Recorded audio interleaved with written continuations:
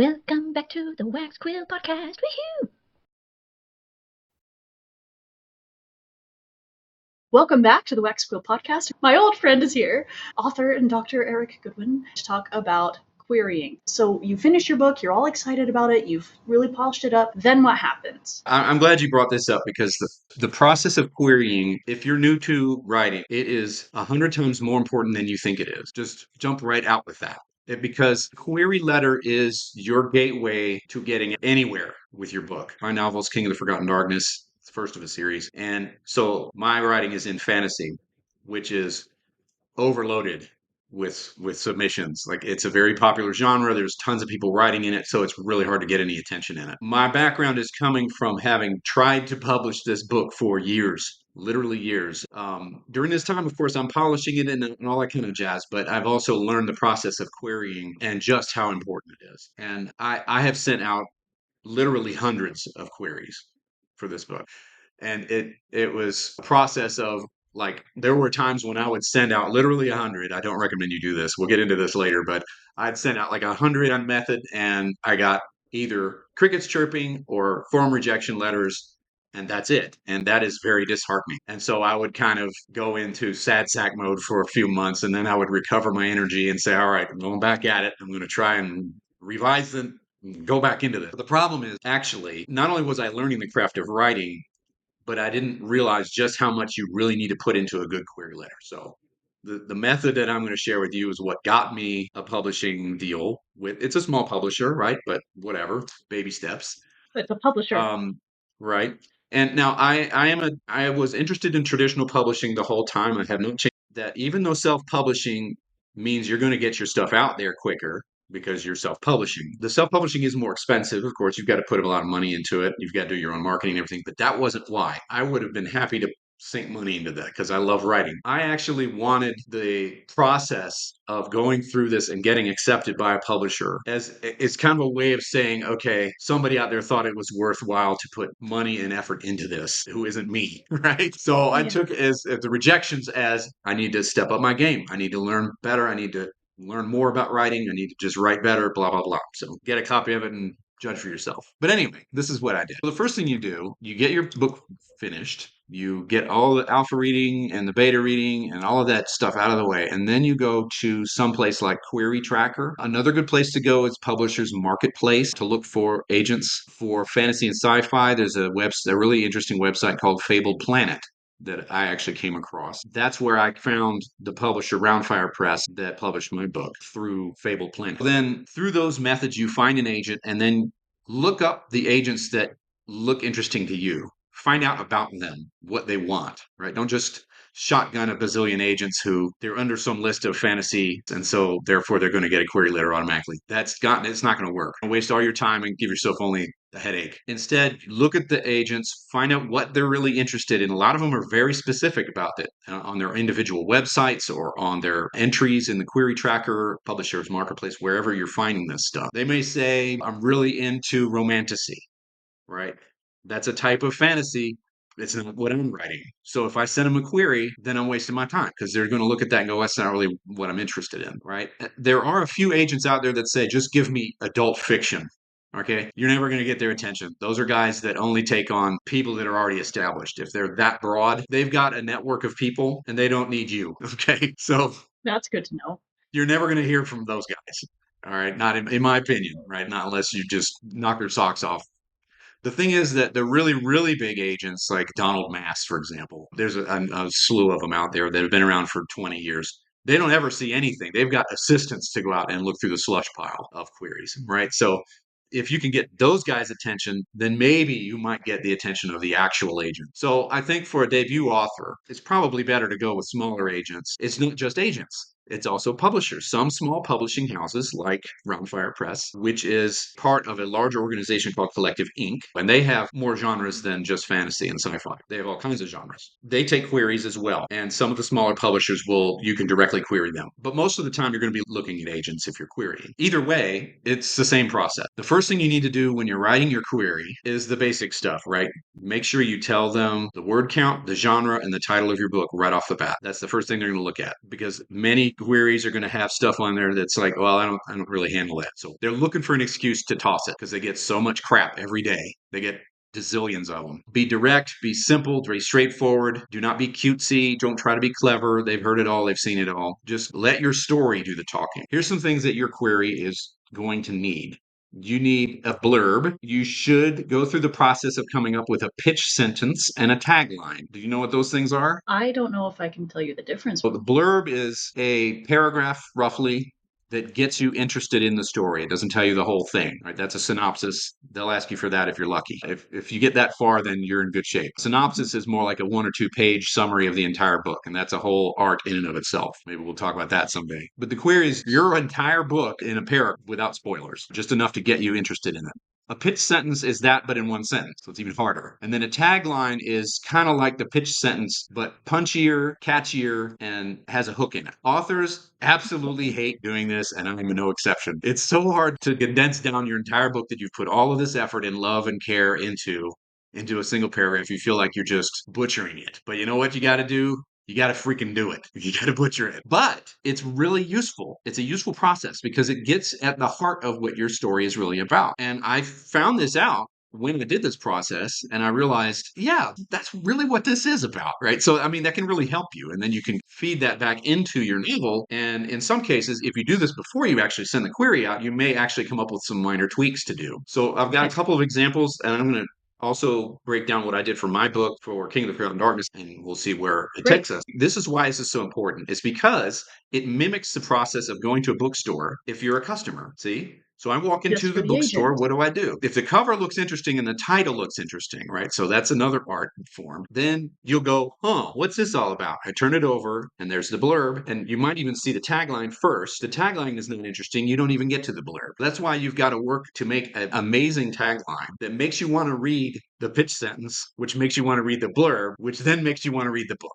right? So that's this process of if I get through each of these gates, then you might actually read the bloody thing. Right? It's a funnel. It's like a marketing funnel again. Now, the first thing you want to do with it is work backwards from your blurb down to your tagline because the tagline is going to be harder than the blurb because it's one sentence. If you can come up with that off the top of your head, fantastic. I needed to go through this process to get there. I started with the blurb. The blurb needs to do 3 things. 1, you need to introduce the protagonist. Sentence 1. Number 2 is you've got to specify what the main conflict is, right? So here's my main character, why I give a rat's butt. What's going on? Because this is what is at stake is another way to frame that. What's at stake? And then the third part is that you want to entice the reader based on those 2 things to find out what's going to happen next. So you want to frame it as a question, or at least if it's not literally a question, it evokes suspense or tension or makes them wonder how that's going to turn out.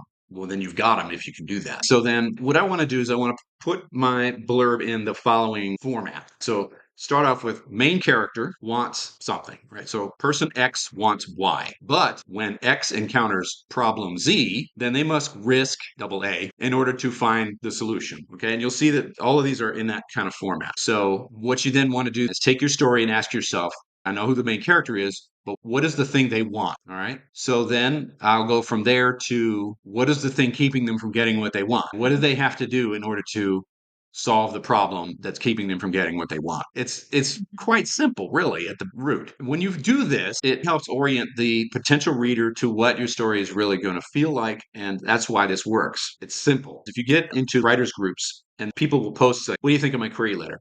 Almost always it's way too complicated. They have too many characters, too many names, too much backstory, too much gobbledygook. And they're forgetting the fact that I know zilch about your story. And if in my genre of fantasy, I have a whole lot of explaining to do because I got a whole other world, I got magic, I got monsters, I got all this stuff. And so it's even harder for sci-fi and fantasy and horror. But it's not easy for any genre. And unfortunately, fantasy writers out there, I love you guys, but you really just need to restrain yourself from info dumping everything about your world into the query because nobody cares. You know, you got to earn that. Okay. So now you've got your blurb. You basically reframe your blurb into a problem, stakes, and solution as a question. And from there, you go to your pitch sentence. I'm just rephrasing the blurb into a single sentence. All right. Well, I'll give you some examples here. I'm staying in the abstract here, and I'm sure I'm causing scratching, but we'll get there. And then your tagline is the last step where you take an evocative way to rephrase the theme into some kind of catchy hook or an apparent contradiction that provokes curiosity. All right. So here's an example. Let's say you're writing a romance. super popular genre. Here's the story problem. A grieving widow longs to find happiness again. So there's my main character, my desire. The suitor presses her with his attention, so that's a problem. She must let go of the past. So there I'm framing the cost or the risk and the hint of the wider story in order to realize her goal. That's the solution. Get the goal of being happy again. So there's my story problem. That's essentially my blurb in a nutshell. It's not the greatest blurb in the world, but it's clear, concise, and if you're into romance, you might find that interesting enough to read. Now, how do I turn that into a pitch sentence, a theme question, a pitch sentence, and a tagline? How do I frame that? Okay, so the theme question is basically, is it possible to find happiness by letting go of the past? That's what the question is at stake here, that this blurb is. See how that works? So then turn that into a pitch sentence. A young widow wants to take a chance on a new suitor, but what will it cost her to let go of the past? See? So I've taken the essence of the story, in other words, the theme, boil it down to its absolute essentials, framed it as a question, and that's my pitch. So it's really useful to go through this because then it tells you what is the heart and soul of your story, really. And then the tagline is where you turn this into a catchy hook. Holding on sometimes means letting go. Catchy, right? It might be a poster, right? For a That's gooey. emotional too. Exactly. And yeah, right. Absolutely. It's got to be about emotions. A lot of my fellow sci-fi and fantasy fans forget that we're supposed to be hitting people in the feels instead of dazzling them with all kinds of gobbledygook. That's a window dressing. If you don't have an emotional core for the story, you're dead in the water, in my opinion. That's a different problem. Okay.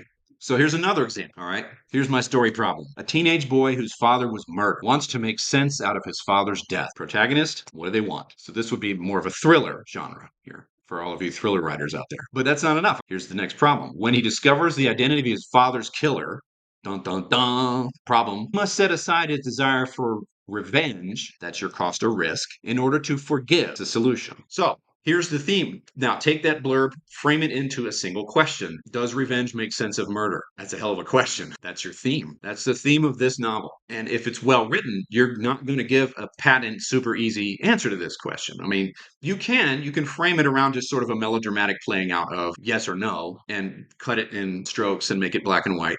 And many people will absolutely love that and enjoy the hell out of it. And that's perfectly fine. If you want to go for the next level, if you want to go for something more nuanced, then all you have to do really is explore that question deeper and ask yourself, okay, in every case, all right, and this kind of connects to the theme video that we had. You look at it from multiple angles and your different characters are going to embody those angles. Okay, but that's getting outside of the subject. All right, so that's the theme. So how do I turn that into a pitch sentence? Teenage boy whose father is murdered faces life or death decision when he discovers the identity of his father's killer.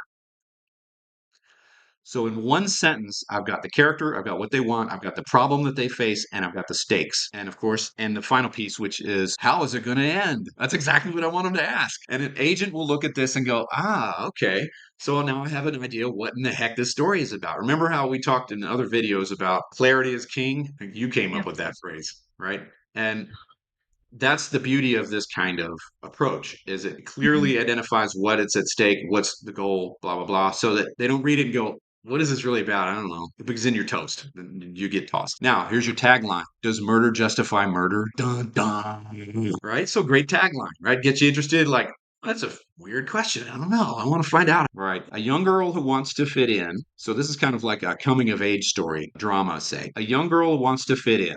Okay, boom. Protagonist, what do they want? Encounters a bully in a new school. Boom, there's a problem. When she faces her fear and confronts the bully, the cost or the risk, she discovers the bully's cowardice and gains respect of her classmates. That's the solution, right? So now this is the whole thing, right? You don't want this to be the blur because you're telling the whole story. But this is the power of it. I still need to use this and get down to my tag. So then the theme of this in phrasing this as a question is will facing her fears diminish them? So that's how I end the blurb with that question. Will facing her fears diminish them or make them worse? How do I turn this into a pitch sentence?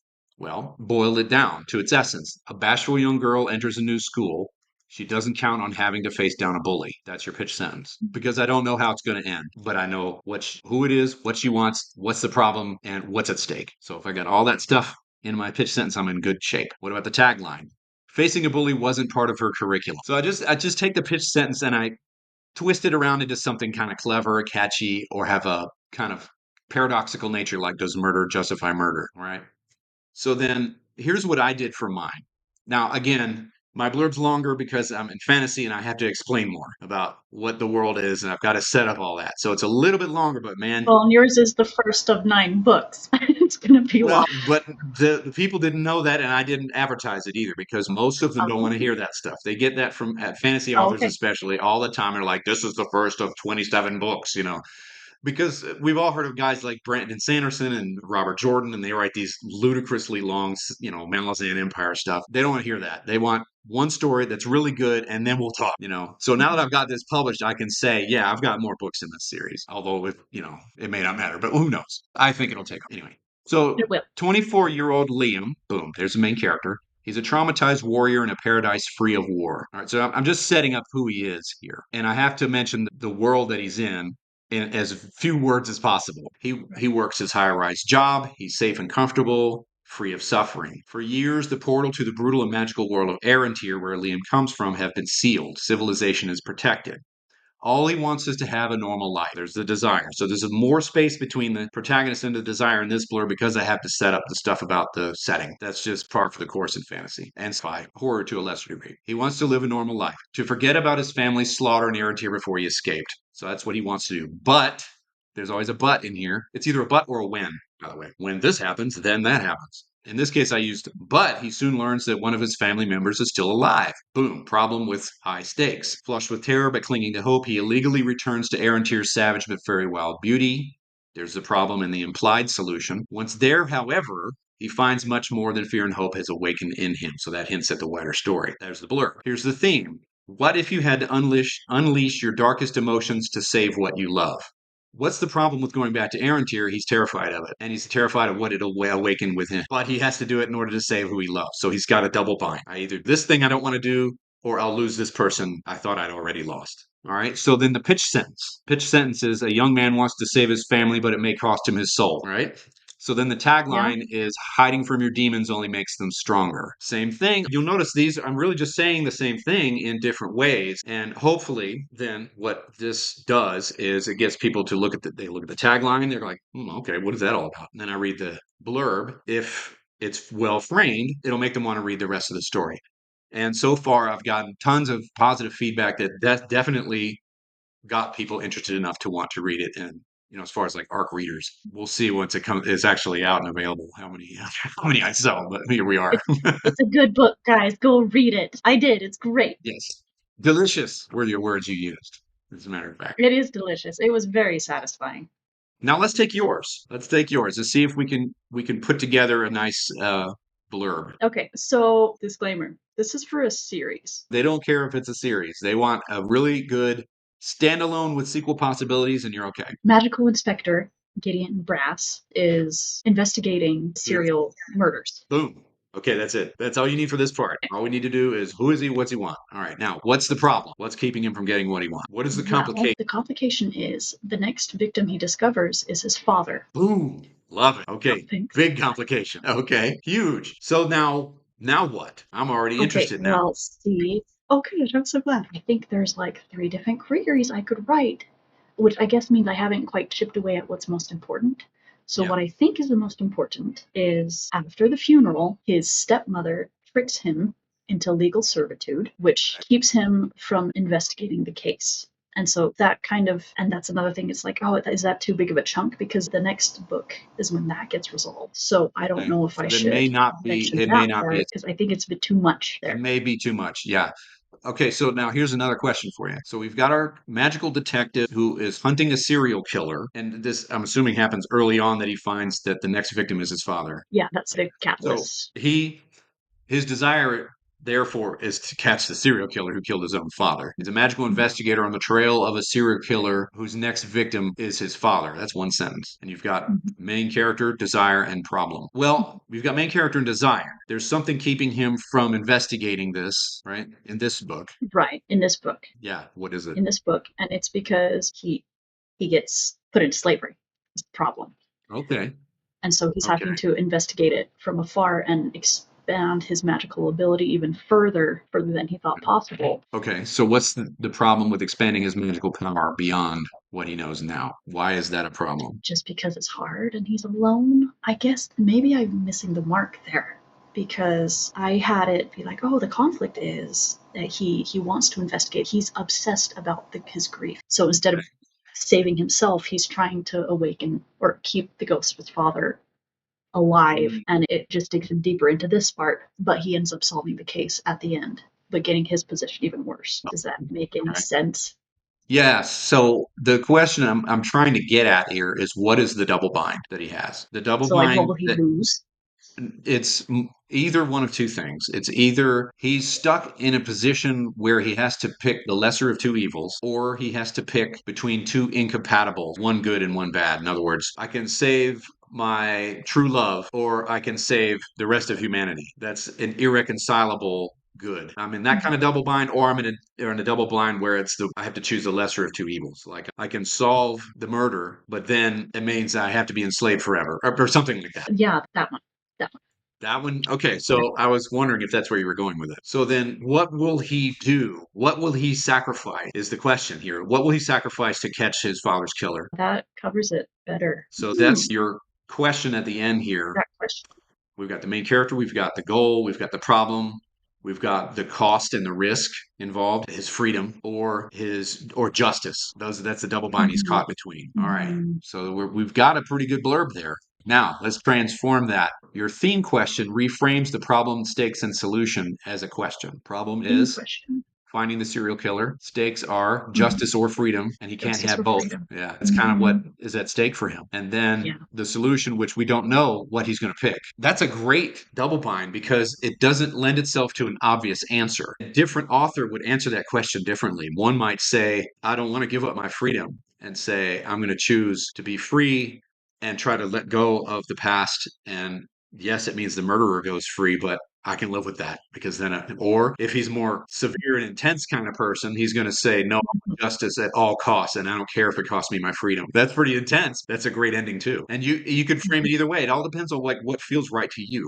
What speaks to your soul. So that's like the blood and lifeblood of your story right there. Now your pitch sentence is basically putting all of that into just one sentence. Can you see if you can do that? You're on the spot. So I tried that out. It's quite wordy. On the verge of solving a disturbing serial case involving magic users, Inspector Magician Gideon Brass discovers the body of his own father, murdered and abandoned like the others. But when his jealous stepmother traps him into legal servitude following the funeral, he must solve the case from the confines of his new life as a slave before losing the trail, his sanity, or his will to live. That's pretty good. I think that's more than one sentence. It's got a semicolon. That's cheating. Hello. A few things here. Please subscribe, really helps the channel. Second, the last half of this episode got deleted, but Erik was very good and re-recorded it with me. So part 2, we're going to go through the nitty-gritty of tearing my work apart and honing in the process, getting lots of practice. I get to be the guinea pig for you. I get to suffer for you, so there's no reason not to watch it. Your homework for this episode is to summarize your book, like Erik taught me to do in this video. If you're still a little bit confused like I was, then seriously stay tuned for part 2, because we're going to go through it step by step with 5 examples, and it's going to be great. See you in 2 weeks. Bye! Now go write your book.